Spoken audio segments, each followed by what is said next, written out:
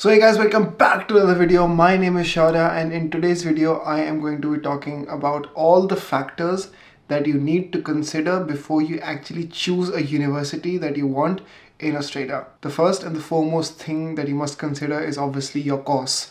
You need to see specifically what your course you're choosing. You need to look at the university's website. उनकी website पे जाओ, there would be a handbook section over there, and inside the handbook section there would be a list of all the subjects, all the electives, all the capstone subjects that you need to study. Look at all the subjects, look at all the courses that they have, and be very careful about what course you choose, because when you apply for a job, the companies that you apply for do not exactly look at what degree you've done. They look at what subjects you've studied and what exactly have you done in those subjects. Go through all of those and then be very specific about the course you're choosing. Make sure that your course is accredited so that when you're applying for your skill assessment at the end of your degree, you know which skill assessment you need to have done for your degree as well. While choosing your subjects, you also need to consider how flexible your subjects are, because once you come to Melbourne, you would be working, you would need your part-time hours to be enough, at least 24 hours a week, so that at least you can work and pay your own bills. And while you have those hours, you need to ensure that you're also focusing on your studies. So the subjects that you have, make sure that you've chosen them flexible enough so that, what I personally did, I made 2 of my uni days hectic. That's Monday and Friday. I made those hectic, and I had 3 days free. So I was working Tuesdays, Wednesdays, and Thursdays. Make sure that you have enough flexibility across your subjects that you choose so that you can work part-time as well. Make sure that the degree that you're choosing, the university that you're choosing, has a great career outcome. That means the most important thing that we need to consider is that we need to get a job after we finish with our masters or our bachelors. So just make sure that the university that you're choosing, it has a high employment rate after that. And most of the students that have been choosing that course have been placed into good companies.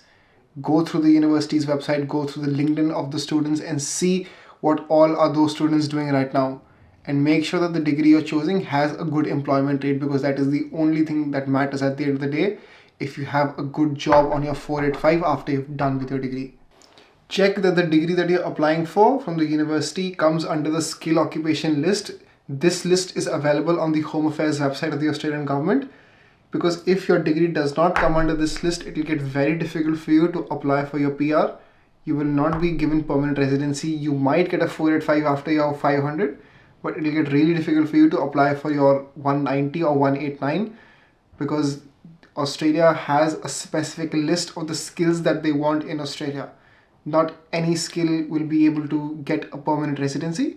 Make sure that you go through the list. Make sure that you're choosing the degree that you want from that list. Otherwise, if you just pick any course, it will get really difficult for you to get a PR. The most important thing is that you need to do at the end of the day, I have said this in every video that I have made, you have to make connections. You have to make connections from the day you land into Australia. Connect with as many people as you can, talk to as many people as you can. Without a reference, it becomes near impossible to get a job in Australia, to get anything done in Australia. Talk to people from the industry that you're coming in. If you're coming for business, start talking to business people. If you're coming for construction, start talking to people in the construction. Start talking to lawyers if you're coming for law. You need to make connections since the day you land in Australia. Nothing can be done without having good connections. A reference is the most important thing that you will have, the most important arrow in your quiver. You need to focus on your connections. Talk to people. And just talk to people before you choose your degree. Talk to people who have already done that degree, where they are placed, how did they like it, how was their experience at that university. LinkedIn has all sorts of people. People do reply. Text them, hit them up, keep pinging them. Do not come to Australia without finding out everything that you can from that particular university, from that particular course. It will get very difficult for you at the end of the day. I'm trying to help you as much as I can. Please connect with people who have already done that. Talk to them, ask them about their experiences. It's going to really, really help you in the long run.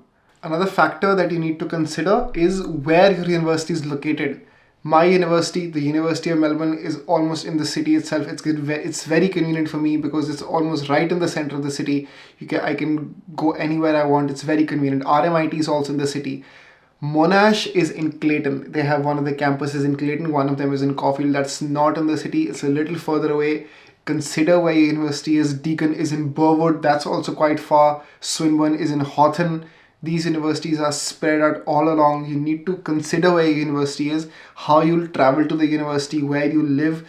The location, the geography of the university really matters when you're choosing it, because your cost of living will depend on that. If you're living in the city, if you're right in the center of city, if you're living in the suburbs like Docklands, if you're living in South Bank, it's going to be really expensive for you. But if you're living in the outskirts, I live in the suburb, it's relatively cheaper for me. Do consider that, because travel is a major factor. Going to university, living, bills, everything, it's a major factor.